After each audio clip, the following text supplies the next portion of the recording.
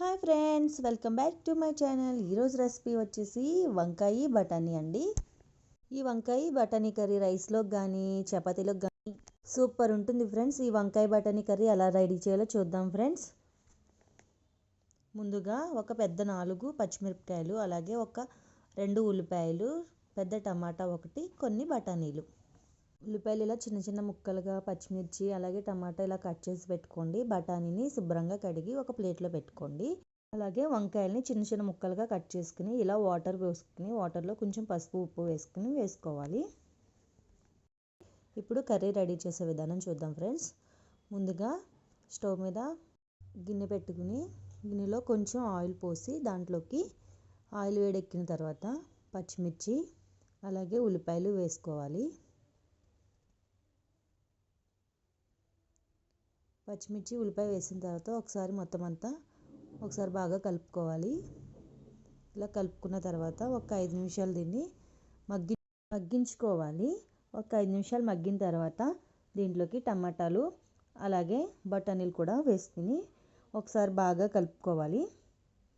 ఈ విధంగా బాగా కలుపుకున్న తర్వాత ఈ ఉల్లిపాయ ముక్కలు, పచ్చిమిర్చి, టమాటా అలాగే బఠానీ కూడా కలిపి మగ్గించుకోవాలి. దీంట్లోకి 1 స్పూన్ సాల్ట్ వేసి ఒకసారి బాగా కలుపుకుని మగ్గించుకోవాలి. సాల్ట్ వేయడం వల్ల ఏమవుతుందంటే ఏ కూరగాయలైనా కూడా త్వరగా మగ్గుతాయి. ఈలోపు వంకాయ ముక్కల్ని ఇందాక వాటర్లో కట్ చేసి పెట్టుకున్నాం కదా, ఈ వంకాయ ముక్కల్ని బాగా శుభ్రంగా కడుక్కొని ఉల్లిపాయ ముక్కల్లో వేసుకోవాలి. ఒకసారి మూత తీసి చూద్దాం. ఉల్లిపాయ ముక్కలు ఇలా సగం మగ్గి ఉంటాయి. ఇలా ఉన్న ఉల్లిపాయ ముక్కల్ని ఒకసారి బాగా కలుపుకొని దీంట్లోకి కట్ చేసి పెట్టుకున్న వంకాయ ముక్కలను వేసుకోవాలి. ఈ విధంగా వంకాయ ముక్కలన్నీ వేసుకున్న తర్వాత బాగా కలుపుకోవాలి. ఈ విధంగా కలుపుకున్న తర్వాత దీంట్లో ఆల్రెడీ మనం సాల్ట్ వేసాం కాబట్టి వంకాయ ముక్కలు కూడా ఈ విధంగా మగ్గుతాయి. ఒక 5 నిమిషాల తర్వాత మూత తీసి చూస్తే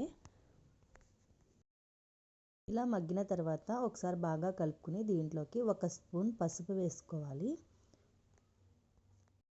పసుపు వేసుకుని ఒకసారి బాగా కలుపుకోవాలి. పసుపు అంతా వంకాయ ముక్కలకి బాగా పట్టేటట్టు ఒకసారి బాగా కలుపుకోవాలి. అలాగే పసుపు వేసుకుని 2 మినిట్స్ అయిన తర్వాత ఒక 2 స్పూన్ల కారం వేసుకోవాలి.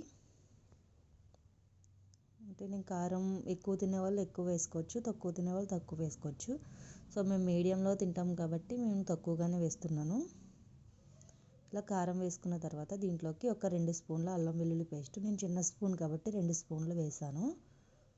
కొంచెం అల్లం వెల్లుల్లి పేస్ట్ వేసి ఒకసారి బాగా కలుపుకుని ఒక 2 మినిట్స్ ఈ అల్లం వెల్లుల్లి పేస్టు అలాగే కారం, పసుపు పచ్చివాసన పోయేంత వరకు కూడా ఇలా ఒక 2 మినిట్స్ ఇలా వేగించుకున్న తర్వాత దీంట్లోకి 1 గ్లాస్ వాటర్ వేసి ఒకసారి బాగా కలుపుకోవాలి.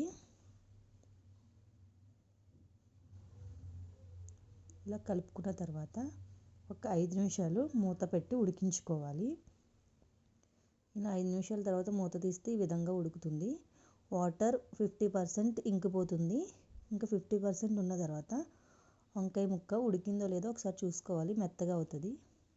సో ఇలా మెత్తగా అయిన తర్వాత దీంట్లోకి కొంచెం మసాలా పౌడర్ వేసుకోవాలి. ఒక 2 స్పూన్ల మసాలా పౌడర్ అయితే వేసాను నేను. ఇలా మసాలా పౌడర్ వేసుకుని కొంచెం కొత్తిమీర వేసి దీంట్లో 50% వాటర్ ఉంది కదా, ఈ వాటర్ అంతా ఈ మసాలా పౌడర్ ఇదంతా వంకాయ ముక్కలకి బఠానీ అన్నిటికి పట్టి నీట్గా కర్రీ రెడీ అవుతుంది, దగ్గరగా అవుతుంది. ఇలా ఒకసారి బాగా కలుపుకున్న తర్వాత ఒక 5 నిమిషాలు మూత పెట్టుకుని మగ్గించుకోవాలి. ఇలా మూత తీసి చూస్తే మొత్తం కర్రీ అంతా రెడీ అవుతుందన్నమాట. వాటర్ అంతా ఇంకిపోయి ఓన్లీ కర్రీ మాత్రం ఇలా రెడీ అవుతుంది. అయితే ఫ్రెండ్స్, ఇంత సింపుల్గా వంకాయ బఠానీ కర్రీ అయితే రెడీ అయిపోతుంది. ఈ కర్రీ చపాతీలోకైనా రైస్లోకైనా సూపర్ ఉంటుంది ఫ్రెండ్స్. అలాగే ఈ వీడియో నచ్చినట్టయితే లైక్ చేయండి ఫ్రెండ్స్, మీ ఫ్రెండ్స్ అందరికీ షేర్ చేయండి, సబ్స్క్రైబ్ చేయడం మర్చిపోవద్దు. Thank you friends, thank you for watching.